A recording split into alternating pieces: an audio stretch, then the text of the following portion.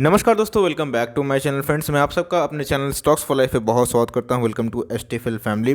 Guys, Lotus Lab में हमें बहुत भारी गिरावट देखने को मिल रही है। यस, निफ्टी आज अपने ऑल टाइम हाई को ब्रीच कर दिया, क्रॉस कर दिया, आप जो भी बोल सकते हैं फ्रेंड्स। और हमें लोटस लैब में आज भी बहुत गिरावट देखने को मिली। इवन कुछ दिनों से दोस्तों बहुत पिटाई देखने को मिल रही है। हमें दोस्तों क्या करना चाहिए, ये बहुत बड़ा प्रश्न है। लेकिन उससे पहले फ्रेंड्स, मैंने आप सबको बहुत बार इन्फॉर्म करा था। इवन दोस्तों मैंने प्लेलिस्ट स्पेशल बना के रखा है आप लोगों के लिए। आप देख सकते हैं कुछ दिन पहले फ्रेंड्स मैंने लोटस लैब के ऊपर वीडियो बनाई थी और बोला भी था ये गलती मत करना। क्योंकि देखिए दोस्तों, अगर कोई स्टॉक भागता है बहुत तेज़ी से तो हमें दोस्तों तभी एंट्री करने का मन करता है, और उसके बाद हमारे एंट्री करने के बाद ही एक करेक्शन हमें देखने को मिलता है। मैंने दोस्तों बार बार स्टॉप लॉस लगाने की बात कही थी, और जिन्होंने लगाया फ्रेंड्स कमेंट बॉक्स में ज़रूर बोलिएगा यस सर मैं बच गया।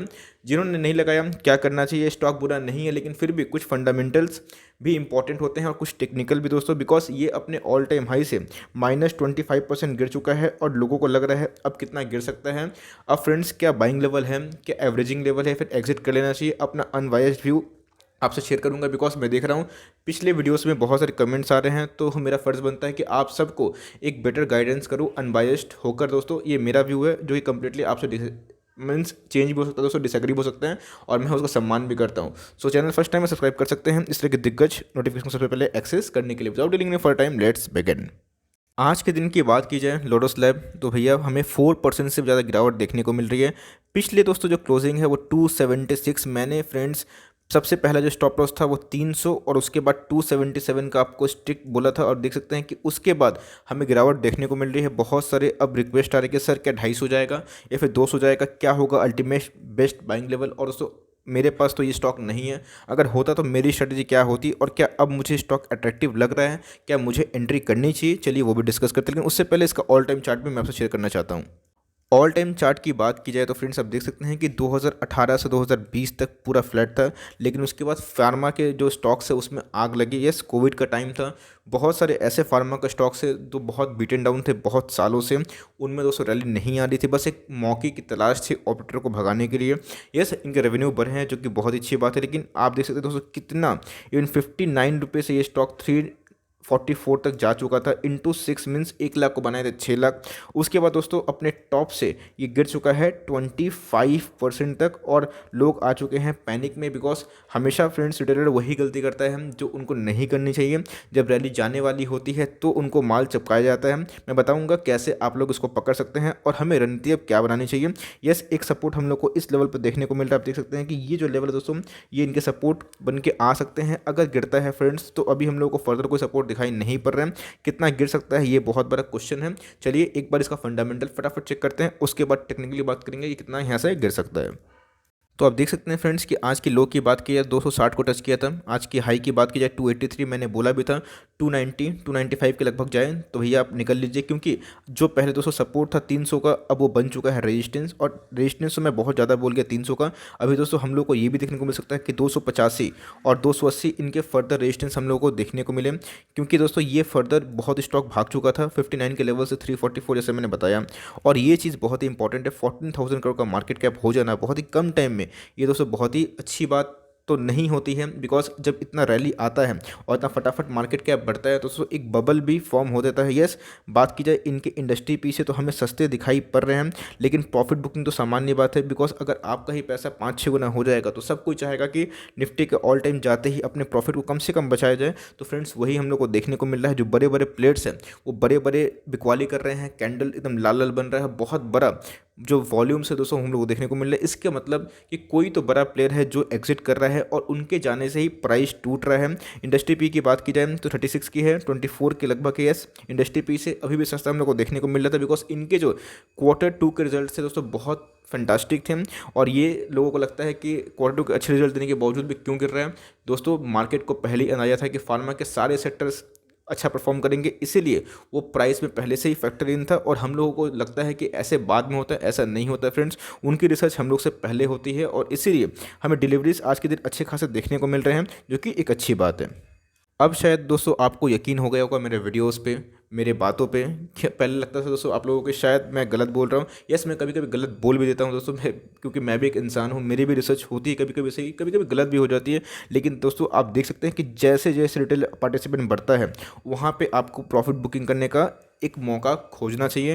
बिकॉज दोस्तों रिटेलर की एंट्री जब जब होती है, जब जब एक भारी मात्रा में रिटेल एक पार्टिसिपेंट करता है कोई भी स्टॉक में, तो बड़े प्लेयर्स वहाँ से निकलना शुरू कर देते हैं। तो दोस्तों यही फैक्ट है, यही चार्ट पैटर्न हम लोग को बहुत इंडिकेट करता है। हम लोगों ने दोस्तों ऐसा जेएमएम फॉर्डर में देखा, आरती ड्रग्स में देखा, पीवीआर में देखा ना दोस्तों, कितने सारे स्टॉक, इवन वोडाफोन आइडिया में भी हम लोग देखने को ही मिल रहा है कि जहाँ जहाँ बड़े एफआईआईस और डीआईएस निकलते हैं और जहाँ पे अंधाधुंध दोस्तों रिटेलर की एंट्री होती जाती है, वो एक ट्रैप हो जाता है। बिकॉज अगर कोई F I S D I S निकलेगा, उनको कोई चाहिए दोस्तों माल पकड़ाने के लिए, तो भैया वो रिटेल पार्टिसिपेंट हमको देखने को मिल रहा है।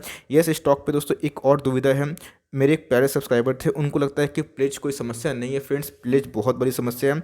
ये बात तो है कि जो प्लेज की जो क्वांटिटी है 45% से 31% हो चुकी है, जो गिरवी रखे हुए जो शेयर दोस्तों प्रोमोटर के, लेकिन ये भी बहुत ही ज़्यादा होता है। ये बात आप लोग को नोटिस करनी चाहिए। बिकॉज कंपनी में एक प्लेजिंग है दोस्तों, तो ये प्रोमोटर के साइड से ही होता है। तो अगर ये डेप्थ को डिमॉन्स्ट्रेट करता है और दोस्तों ये प्लेजिंग होना 30% से ऊपर बहुत ही एक रिस्की जोन में आ जाते हैं, तो मैं तो भैया अभी भी इसको अवॉइड ही करना पसंद करूंगा। यस, अगर आपके पैरामीटर फिट होता है, अगर आपको लगता है कि यस ग्रोथ में इन कंपनी है, कल अच्छा कर सकती है, अपने एक्सपेंशन के लिए लोन ले रही है, कर्ज ले रही है, तो ये आपका पॉइंट ऑफ व्यू हो सकता है। बट दोस्तों इतना ज़्यादा प्लेज पे मैं निवेश करना पसंद नहीं करूँगा। अब फटाफट हम लोग को देखने को मिल रहा है कि ये एक ऐसा स्टॉक बन चुका है जो कंटिन्यूसली गिर रहा है। आप देख सकते हैं कि कुछ दिन पहले स्टॉक दोस्तों ओवरबॉट जोन से नीचे आ ही नहीं रहा था, सिर्फ हमें बिकवाली नहीं खरीदारी देखने को मिल रही थी। लेकिन आप देख सकते हैं कि 1 डे का टाइम फ्रेम में अब ये स्टॉक बहुत ही वीक हो चुका है और हमें एक फॉलिंग नाइफ देखने को मिल रही है।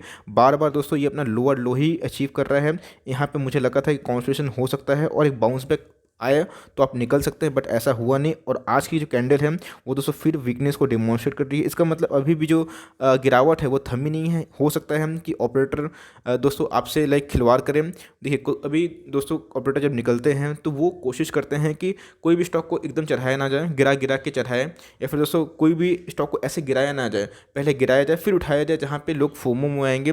तो हो सकता है दोस्तों ये स्टॉक अगर भागे तो इस लेवल को अचीव कर सकता है जो दोस्तों मैंने बताया 277, 282 और 285। और दोस्तों बहुत ज़्यादा भागा तो 292 तक जा सकता है। वही फ्रेंड्स निकलने का बहुत बड़ा एक अच्छा मौका हो सकता है। बिकॉज अगर दोस्तों कोई स्टॉक में बहुत रैली आती है तो वो स्टॉक कम से कम 3 महीने से लेकर 6 महीने तक ठंडा हो जाता है। अब बहुत ऐसे सब्सक्राइबर्स हैं जो मेरे बार बार रिक्वेस्ट करें कि सर एवरेज करें, बाई करें। देखिए फ्रेंड्स, अगर बात की जाए उनकी कैपेसिटी की, तो बहुत लोग पूछ भी रहे कि सर एग्जिट कब करें, आप बताइए। दोस्तों अगर वो स्टॉक को 330 में लेके बैठे हैं, 320 में लेके बैठे हैं, तो क्या मैं उनको बोल दूं कि आप एग्जिट कर लीजिए? अगर दोस्तों उनका नुकसान होता है, स्टॉक भाग जाता है, तो कल वो मेरे वीडियोस पे आके बहुत सारे बात बोलेंगे कि सर आपके बोलने से मैंने एग्जिट किया, अब देखिए स्टॉक भाग गया। फ्रेंड्स, आप कितना नुकसान सह सकते हैं ये आप खुद डिसाइड करिएगा। लेकिन अभी भी मुझे लगता नहीं है कि ये अच्छी एंट्री पॉइंट अभी हम लोग को देखने को मिल सकती है। यस, एक बाउंस बैक आया दोस्तों, तो वो एक डेड कैंड बाउंस आएगा, जो कि मुझे लगता है मेरे अनुमान से 300 के नीचे ही रहने वाला है। अगर आपको एवरेज करना भी है तो थोड़ा सा वेट एंड वॉच करिए। स्टॉक को पहले दोस्तों सेटल होने दीजिए, एक साइडवेज में जाने दीजिए।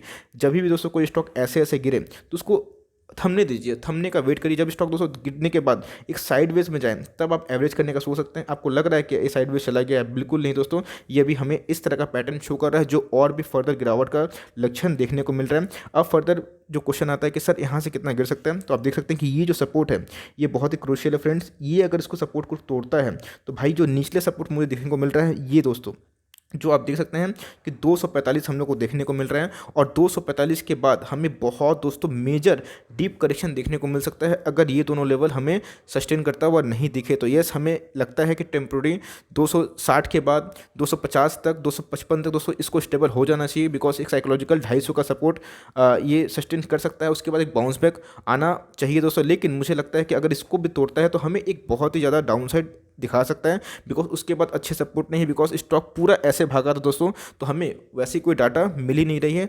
तो हम लोग को फर्दर क्या करना चाहिए, मैंने बताया कि आपको वेट एंड वॉच करना चाहिए। अगर आपको फ्रेश बाइंग करनी है तो भी दोस्तों उत्तेजित ना हो। अगर होते भी हैं, आपको लगता है कि 260 एकदम वैल्यू बाइंग है, फ्रेंड्स 255 का स्टॉप लॉस ला के मैं अभी बोल रहा हूँ प्ले करिएगा। क्योंकि जब ट्रेंड चेंज होता है दोस्तों बहुत दिन तक उसमें मूवमेंट नहीं होता, और तब आपको लगता है कि भाई क्यों मूवमेंट नहीं हो रहा है। बिकॉज आप देख सकते हैं कि मनी फ्लो इंडेक्स 39 जा चुका है, लेकिन दोस्तों अभी तक ये ओवर सोल्ड नहीं हुआ है। इसके मतलब की बात की जाए तो अभी भी इसमें हमें गिरावट की उम्मीद लग सकती है, बिकॉज आप देख सकते हैं जैसे मैंने वॉल्यूम की बात कही थी भैया, 1 2 3 4, उसके बाद दोस्तों देख सकते हैं कि एक कैंडल हम लोग को ग्रीन देखने को मिला था, जहाँ पे लोगों को लगा रुकावट गिरावट थम जाएगी, रुक जाएगी, लेकिन दोस्तों आप देख सकते हैं कि वो थमी नहीं, फिर से हमें 2 कैंडल देखने को मिला जो रेड है। इसका मतलब जो तो कोई तो है फ्रेंड जो इसको स्टॉक को भारी मात्रा में बेचने के लिए लगा है। ऐसा क्यों?